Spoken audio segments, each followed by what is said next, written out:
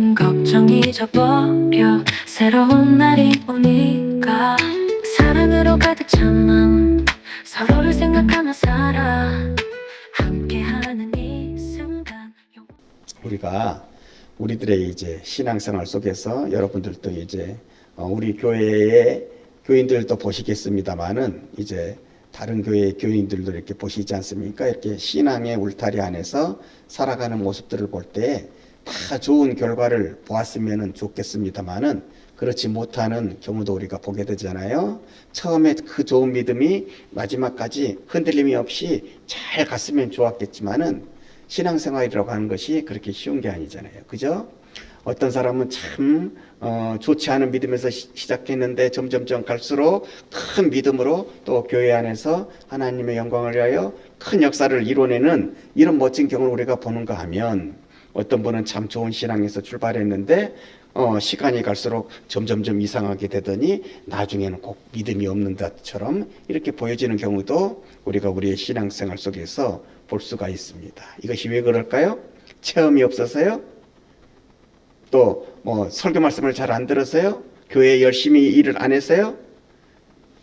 그런 것이 다 있다고 할지라도 체험도 있고요, 교회에 대한 열심도 있고요, 또한 열정도 다 있었다고 할지라도, 하나님의 사랑을 다 받았다고 할지라도 그 받은 것들이 내 몸 안에서, 내 신앙생활 안에서 지식화되지 못하면, 신학화되지 못하면, 살다가 어렵고 힘든 일이 있으면 환경의 변화에 따라서 그 좋은 믿음도 흔들릴 수 있다고 하는 것을 우리가 알아야 되기 때문에, 우리는 은혜 받는 것 중요합니다. 체험하는 것 중요합니다. 그 은혜 받은 것, 체험 받은 것, 그 모든 것들을 내 안에 이렇게 딱 지식화시켜서, 신학화시켜서 이렇게 가지고 살아가는 그러한 성숙함이 우리에게 필요한 것입니다. 그래야 흔들리지 않는 거예요. 여러분, 베드로라고 하는 분도 있잖아요. 베드로가 얼마나 큰 하나님의 종입니까? 그죠? 우리가 지금 결과론적으로 봐도 엄청난 그런 분이지만은 그분도 실수할 때가 있었잖아요. 2장에서 실수를 합니다. 우리 예수님 생전은 차치하고서라도 생후에 그렇게 큰 은혜와 은사를 받은 후에도 실패할 때가 있었어요. 넘어질 때가 있었어요. 그때가 언제였습니까? 우리가 지난 2장에서 보게 되니까 이제 이방인도 우리 예수님의 하나님의 사랑 안에 들어와 있는 줄 알잖아요. 구원의 대상인 줄 알아요. 이전에는 유대인들만이 구원의 대상인 줄 알았어요. 유대인들은 다 그렇게 살았다고 하는 말이에요. 그래서 유대인에게는 성령이 내리지 않는 줄로 알았어요.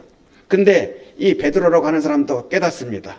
여러분이 잘 알고 있는 그 고넬료라고 하는 사람에게 하나님께서 환상을 보여주시면서 그 집에 가라고 하시면서 그 집에 성령이 임하는 것을 보고, 그가 그 어떤 정말 예수님을 믿는 사람보다도 이방인임에도 불구하고 하나님 앞에 그렇게 신실하게 그 믿음을 고백하는 것, 야, 이방인에게도 이렇게 하나님의 신실한 구원의 역사가 임하는구나, 성령이 임하는구나, 이렇게 깨닫고 살아가는 그런 베드로였지만, 이런 베드로도 실패할 때가 있단 말이에요. 언제 실패했어요? 지난 시간에 와서 2장에 와서 이제 그가 이제 예루살렘 교회에 굉장히 높은 지위에 있는 분이니까 이렇게 시찰을 하러 왔잖아요. 안디옥 교회라고 하는 곳으로 이렇게 시찰을 하러 왔는데, 거기에서 이제 이방인들과, 안디옥 교회는 이방인 교회잖아요. 거기에서 이방인들과 이렇게 식사를 하게 되잖아요. 이방인 크리스찬들과 이렇게 식사를 하게 되는데, 저쪽에서 유대인 크리스찬들이 온다 이 말이에요. 저쪽 끝에서 보인다 이 말이에요. 그래가지고 어떻게 했어요? 슬그머니 그 자리를 일어나서 피했잖아요. 자기는 소란을 일으키지 않으려고 한 것이겠지만은 그게 신앙적으로는 맞지 않는 거잖아요. 비겁한 거잖아요. 그것을 보고 이제 사도 바울이 막 이렇게 책망을 할 수가 있는데, 왜 그가 갑자기, 아마 제가 별 생각 없이 그냥 잠깐의 그 기분에 취해서 그렇게 한 것 같아요. 사실은 그렇게 하면 안 되는데, 그런데 왜 그런 실수를 하는 걸까요? 왜 예전에 있었던 그 안 좋았던 그 습관 같은 게 순식간에 그렇게 딱 살아나는 것일까요? 왜냐하면 자기가 이방인들과 식사를 끝까지 계속 같이 해야 되는 것이 우리 주님의 마음이라고 하는 것을, 그것을 잊어버렸기 때문에, 그게 신학화되지 않았기 때문에, 그 10년 가운데 체계화되지 않았기 때문에 그 환경에 따라서 그냥 조금 더 자기의 이익이 되는 대로 그렇게 움직여버리고 마는 거예요. 그가 확실하게 그 이신득이라고 하는 것, 믿음으로 의롭게 된다고 하는 것, 내가 여기에서는 절대 물러서지 않아야 된다고 하는 것, 그 누구보다도 예루살렘 교회의 수장인 내가 그것을 훨씬 더 지키며 살아갈 때 다른 사람들이 흔들리지 않는다고 하는 것을 그가 그의 마음 가운데 완전히 체계화시켜 놨다면 그런 불미스러운 일을 일으키질 않았어요. 그러니까 이게 체계화됐지 아니하니까 그런 실수를 하는 거예요. 그 수장이 흔들리니까 그 다음에 다른 아볼로 같은 사람도 다른 바나바 같은 사람도 그걸 보고 예루살렘의 수장도 저렇게 하는데 아유 우리도 긁어부스럼 만들 필요 있나? 아유 이방인 크리스찬들과 식사하지 말자. 유대인 크리스찬들이 올 때에는 이렇게 생각해가지고 교회 안에 이렇게 엉뚱한 현상이 일어나게 되니까 사도 바울이 그것을 딱 잡아가지고 책망을 했잖아요. 그렇게 하지 못한 이유가, 그런 일이 일어나게 된 이유가 바로 신학을 체계화시키지 못했기 때문에, 받은 은혜를 딱 내 마음속에 확고한 지식으로 만들지 못했기 때문에 그런 실수를 하게 되는 것 아닙니까? 망신을 당하게 되는 것 아닙니까? 그러므로 우리가 은혜 받는 것 중요합니다. 은사 받는 것 중요합니다. 그 받은 은혜, 그 받은 은사가 변질되지 않도록, 또한 덧없는 것이 되지 않도록 그 받은 은혜와 은사를 우리의 심령 가운데에 지식으로 잘 마무리하는 게 중요하다고 하는 것을, 그러한 성숙한 가정이 우리에게 있어야 한다고 하는 것을. 그래서 우리가 어디 가서 큰 은혜 받는다고 할지라도 그것을 주님의 영광을 위해서 사용할 수 있는 것이지, 주님의 영광을 가리는데 사용하게 되는 그런 어리석음을 우리가 범하지 않게 되는 것입니다. 여러분 기도원 가면은요, 큰 은사, 큰 은혜 받은 사람들 얼마나 많은지 아십니까? 그런데 그 사람들이 그 받은 큰 은혜, 그 은사를 가지고 끝까지 잘 가는 경우가 드물어요. 왜? 받은 은혜와 은사를 신학적으로 잘 체계화해 놓지 않으면 그 다음부터는 그것이 자기의 능력으로 생각하여 자기를 예수님보다도 높이는 경우로 많이 나타나기 때문에, 그런 이단이라고 하는 게 그런 것 아닙니까? 이단이라고 하는. 그리고 큰 은사를 받았다고 하는 사람이 결국에는 주님께 영광을 드러내지 못하고 자기 영광을 드러내다가 좋지 않은 결과를 맞이하는 경우가 얼마나 많이 있습니까? 이런 어리석음을 나타내지 않기 위해서 우리가 이렇게 받은 은혜, 은사들을 잘 체계화하는 그런 공부가 필요하다, 훈련이 필요하다고 하는 것을 우리가 베드로를 통해서도 우리가 볼 수 있고, 특별히 이 갈라디아 교회를 교훈하는 이 사도 바울의 가르침을 통하여서 우리가 깨달을 수가 있는 것입니다. 그래서 오늘 바울은 믿음으로 말미암아 의를 이룬다는 이 진리를 믿지 아니하고 자꾸만 유대인의 율법적으로 돌아가려고 하는 갈라디아 교인들에게 다시 한번 우리 예수님을 통한 구원의 역사가 어떤 것인지를 잘 설명해 주고 있는 것입니다. 10절에 나오는데, 무릇 율법 행위에 속한 자들은 저주 아래에 있나니 기록된 바 누구든지 율법책에 기록된 대로 모든 일을 항상 행하지 아니하는 자는 저주 아래에 있는 자라 하였느니라. 우리가 구약의 가르침을 보면은 율법을 우리에게 알려주고 있는데 그 율법대로 행하지 아니하면 저주 아래에 있는다고 이렇게 말씀으로 나와 있거든요.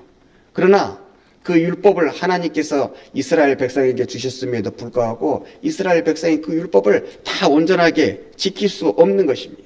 그런 사람들을 불쌍히 여기사 하나님께서 새 구원의 방법을 이어섰으니 그것이 예수 그리스도를 독생성자를 우리에게 보내주심으로 말미암아 그를 믿는 믿음으로, 율법으로가 아닌 그를 믿는 믿음으로 구원을 받는 그 길을 열어놓으셨다 이거예요. 이렇게 쉽게 만들어 놓으셨다 이거예요.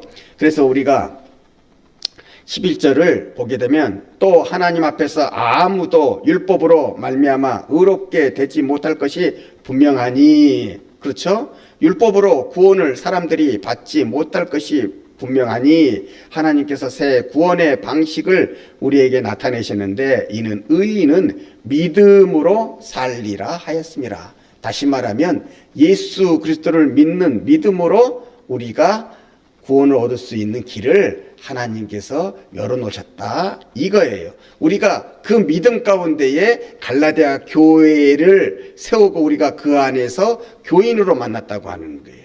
그런데 이렇게 만난 우리가, 이렇게 형제된 우리가, 이렇게 자매된 우리가 왜 자꾸 옛날의 길로 돌아가려고 하느냐?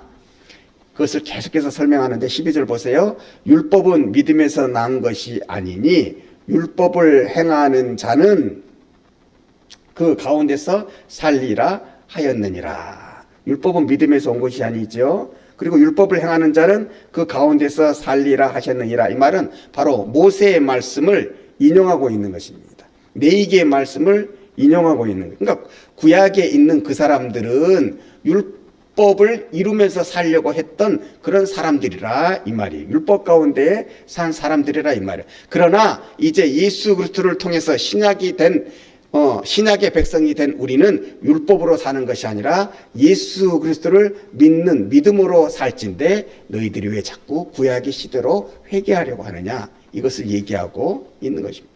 13절 말씀을 보면 그리스도께서 우리를 위하여 저주를 받은 바 되사 율법의 저주에서 우리를 속량하셨으니 기록된 바 나무에 달린 자마다 저주 아래에 있는 자라 하였습니다. 그리스도께서 우리를 위하여 저주를 우리가 율법으로 구원함을 받을 수가 없으니 예수 그리스도께서 그 율법의 저주를 대신해서 받으심으로 말미암아 율법의 저주에서 우리를 속량, 예수님의 죽음으로 말미암아, 예수님의 피값으로 말미암아 우리를 속량, 값을 주고 사신 겁니다. 그냥 우리를 공짜로 샀다는 게 아니에요. 예수 그리스도께서 우리를 위하여 죽으심으로 그의 피의 제사를 하나님께 드리심으로 말미암아 우리의 죄를 속량해 주셨다 이 말이에요. 기록된 바 나무에 달린 자마다 저주 아래에 있는 자라 하였습니다. 나무에 달린 자마다 저주 안에 있는 자라 하였느니라. 그 신명기서에 보게 되면은 사형을 당하더라도 나무에 달려서 죽은 자는 하나님의 저주를 받은 자라고 여겼기 때문에 사형을 해서 나무에 매달았다고 할지라도 밤새워 매달지는 않았습니다. 그러니까 구약의 그 배경을 가지고 있는 사람들의 눈에 보면은 나무에 달린 자는 저주를 받은 데인데 우리 주님이 어디에 달리셨어요? 십자가에 달리셨어요. 이것은 곧 하나님의 저주를 받으신 것인데 하나님의 그 저주를 당신이 그 십자가에 달리심으로 받으심으로 말미암아 바로 그를 믿는 자에게는 그 저주에서 풀려나는, 그 율법의 저주에서 풀려나는 축복을 우리에게 해주셨다고 하는 거예요. 그런데 왜 그런 예수님을 통한 구원의 길을 걷지 않냐고 자꾸 구약의 방식으로 너희들이 구원을 얻고자 하느냐. 거기에는 이유가 있는 거예요. 왜냐하면 이제 유대인 크리스찬들은 그렇게 생각한 거예요. 유대인 크리스찬들이 자꾸 할례를 받아라, 율법을 지켜라, 자꾸 이런 것을 얘기한 것은 자기들이 생각하기에, 자기들이 조상들이 생각하기에 당신들은 너무나도 큰 값을 노력을 하고 이렇게 구원을 이룬다고, 율법을 지키는 게 힘드니까. 그런데 예수님을 통해서 구원을 받는다고 하는 것은 너무 쉽게 구원을 받는다고 생각했기 때문에 이것은 구원의 방법으로는 너무 시시하고 이렇게 우리의 이러한 노력이나 우리의 헌신이 없이 구원을 받는다고 하는 것은 자기들의 생각에 자꾸 들어오지 않았기 때문에, 그래서 자기들만의 생각을 담아, 그래도 우리가 이렇게 너무 쉽게 구원받는다고 생각하지 않아? 그러니까 우리의 그 믿음으로만 구원을 받는다고 하는 것 외에 행위를 조금 집어넣어야 되지 않아? 그래서 그 할례라고 하는 것을 집어넣는 거예요. 어떻게 보면은요, 쉽게 생각할 수 있지만은 사도 바울은 이것을 전적으로 배격하는 거예요. 왜? 지금은 작게 조그만 행위라도 그것도 필요하지 이렇게 생각하는 그것으로 인해서 나중에는 이 믿음으로만 구원을 받는다고 이 전체의 사실이 무너질 수 있기 때문에 그런 거예요. 그래서 여러분, 천주교도 이단의 시비를 받는 게 뭔지 아세요? 천주교의 교리 가운데서도 우리가 믿음으로 구원을 받는다고 하지만은 믿음으로 구원을 받는 것과 함께 인간의 공덕도 유익하다 이렇게 쏘는 것 때문에 이 천주교도 가끔 이단으로 공격을 받는 이유가 거기에 있는 것입니다. 인간의 공덕도, 인간의 노력도 조금 더 필요하다. 그러나 우리 개신교는 특별히 바울에게 있어서는 인간의 공덕이라는 전혀 필요 없어. 오직 믿음으로만 구원을 받는 것이다. 그래서 이 유대인 크리스찬들이 구원을 받는 데 있어서 할례라고 하는 이 조그만 것, 이 인간의 행위를 넣는 것을 그렇게 크게 하나님의 이 사랑의 법칙을, 구원의 법칙을 위반하는 것으로 보고 여기에 대해서 결사적으로 반대를 하면서 대항해서 달려요. 다른 모든 것에는 다 양보하면서 살아간 사람이 자기를 바보처럼 여겨도, 뭘로 여겨도 허허허 웃으면서 항상 그걸 받아들이면서 살아간 사람이 어떻게 보면은 지극히 장어 같은 할례 하나만 받고자 하자는데 그것을 허락하지 않냐고, 그것은 하나님의 구원의 법칙에 어긋나는 거라고 하면서 제일 강하게 반대했던 이유가 바로 거기에 있는 거예요. 오직 믿음으로만 우리가 구원을 받는다고 하는 이것을 지켜내기 위해서 바로 그런 것입니다. 여러분, 우리 예수님께서 바로 이런 율법의 저주 아래에 있던 우리를 예수 그리스도를 믿는 믿음으로만 구원을 이루게 하셨기 때문에 우리가 너무 쉽게 구원을 받았다고 하는 것으로 우리가 값싼 구원을 받았다고 생각해서는 안 되는 것입니다. 예수 그리스도라고 하는 그분이, 하나님의 아들로 계시던 그분이 인간의 몸을 입고 이 세상에 오셨고, 인간의 몸을 입고 이 세상에 오셨다고 하는 게 얼마나 하나님 측에서 보면은 얼마나 그것이 큰 헌신이요, 큰 수고로움인지 아시겠습니까? 육신의 몸을 입고 오셨으니까, 인간처럼 되셨으니까 인간이 가지는 모든 제한적인 세계 안에 다 들어오시고, 배가 고프시면은 고픔을 느껴야 했고요, 정말 힘든 일을 하시면은 정말 땀을 흘리셔야 되고, 십자가에 달리실 때에는 그 모든 그 아픔을 다 느끼셔야, 우리가 느껴야 했던 것처럼 우리를 사랑하셨기 때문에 그 모든 것을 감당하셨던 거예요. 그래서 그 옛날의 시대로 돌아가 보면 하나님이 어떻게 이런 고난을 당하셔서, 그런 고난을 당하시면 하나님이 아니지, 인간과 같은 똑같은 아픔을 느끼시면은 하나님이라고 할 수 없지. 그래서 예수님의 인간의 몸을 입고 이 세상에 오신 것을 어떻게 얘기하시는 분들까지 있었는 줄 아세요?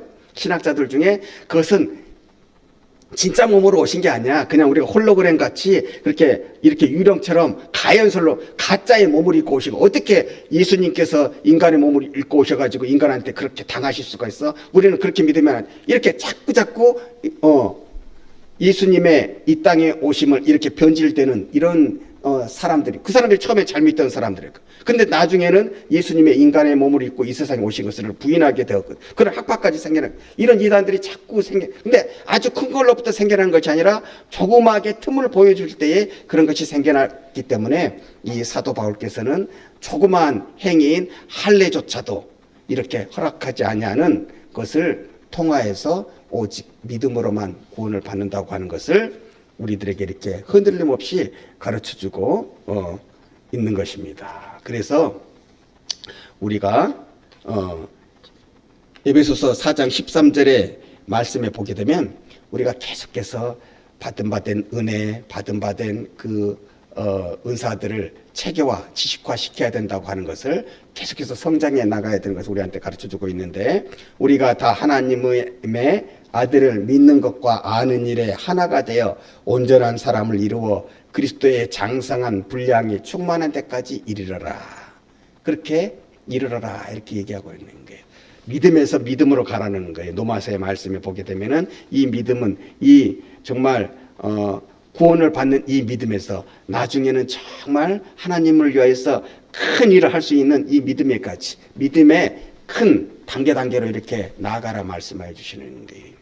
여러분, 아브라함이 처음에는 하나님을 어떻게 따릅니까? 처음에는 복을 받고 따라요. 이 세상에 복을 받고 따르는 것이, 왜? 수준이 그것밖에 안 됐으니까. 그래서 어떻게 따르게 됩니까? 너 자식 없지? 너 외롭지? 그럼 내가 너한테 자식 줄게. 내가 너에게 시키는 대로 한번 해. 그래가지고 그것을 믿고 따르잖아요. 그 믿고 따르다가 점점점 이렇게 따라가면서 그 믿음이 이제는 이렇게 눈에 보이는 믿음에서 눈에 안 보이는 믿음을 이렇게 자라가게 되잖아요. 바로 이런 식으로 우리의 믿음도 계속해서 자라나야 하는 것입니다.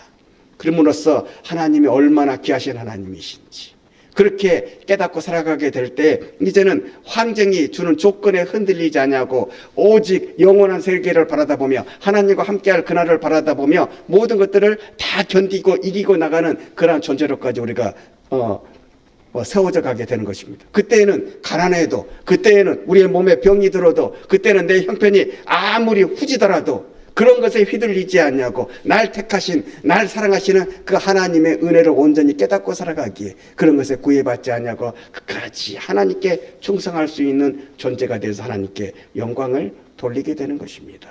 이렇게까지 우리가 자라가기 위해서 우리가 받은 그 모든 것들을 다 지식화 시켜낼 수 있는 그런 성숙함이 우리의 삶 가운데에 필요하다는 것입니다. 사도 바울이 우리 보고 거기까지 이르라고 하는 거예요. 그래서 14절 말씀에 이는 그리스도 예수 안에서 아브라함의 복이 이방인에게 미치게 하고 또 우리로 하여금 믿음으로 말미암아 성령의 약속을 받게 하려 함이라. 초대교회 안에 있어서 두 파가 있었잖아요. 이방인 크리스찬이 있고, 크게 보면은 유대인 크리스찬이 넘어가야 되는 게 무엇이냐면은 이방인에게도 확실한 구원의 약속이 있음을 알아야 한다고 하는 것. 같은 교회 안에 있으면서도 자꾸 이것을 부정하려고 하는 그런 모습이 보이졌기에 교회가 하나가 되기 위해서는 이방인에게도 아브라함의 복이 온전하게, 너희들만 아브라함의 자손이 아니라 너희들이 지금 유대인들이 갖고 있는 우리들만이 선민이고 우리들만이 아브라함의 자손이고 우리들만이 하나님의 자녀라고 하는 것이 깨어지고 인류 모두에게 아브라함의 자손이 될 수 있는 복이 있다고 하는 것을 너희가 깨닫게 되어질 때에 교회는 하나가 되고 더 크게 너희가 하나님 안에서 성장해 나가리라, 큰 사람이 되리라고 하는 것을 이렇게 가르쳐주고 있기에, 또 그것이 믿음으로만 의로움을 받으리라고 하는 그 말씀 속에 들어있는 대전제가 되기에 여기에서는 한치도 물러섬이 없이 모든 것은 다 양보하면서라도 오직 믿음으로만 의로움을 얻는다고 하는 이 대명제 앞에서는 한치의 물러섬도 보이지 않았다고 하는 것을, 여러분 우리도 정말 이 시대를 살아가면서 흔들리지 말아야 되는 것이 믿음으로 의로움을 받아서 구원에 이르는 존재가 된다고 하는 이 정말 예수님을 통한 구원의 방식은 흔들리지 말아야 될 것입니다. 이 믿음 가운데 우리가 살아가게 되어질 때에 하나님은 이 믿음 안에서 여러분 한 분 한 분에게 더 귀하고 아름답게 쓰임을 받을 수 있는 다른 여러 가지의 축복들과 은사들을 내리워 주시는 것입니다. 여러분 기초가 확실해야 그 다음에 뭐 다른 공부 어려운 것 하더라도 이렇게 다 흡수할 수가 있잖아요. 근데 기초가 부실하면 아무리 큰 복락과 체험과 은사를 준다고 할지라도 그것이 무용지물이 될 수 있는 그런 것을 우리가 알게 되잖아요. 많은 사람들이 큰 체험하고서도 큰 은사 받고서도 그 마지막의 모습이 아름답지 아니한 것은 바로 기초가 부실하기 때문이지. 믿음으로만 의로움을 받을 수 있다. 예수만이 오직 구원의 통로이다. 예수님은 하나님의 아들이시다. 이 복음에 흔들리지 아니할 때 여러분들은 그 누구보다도 기초가 튼튼한 사람으로서 아무리 큰 복을 주실지라도 다 감당해 나가는 은혜로운 존재가 될 것입니다. 이 자리에 나오신 여러분들과 우리 모든 믿음의 식구들이 이 믿음의 기초 안에서 정말 더 크게 하나님의 인물로 쓰임받는 축복에까지 나아가시기를 주님의 이름으로 간절히 축원합니다.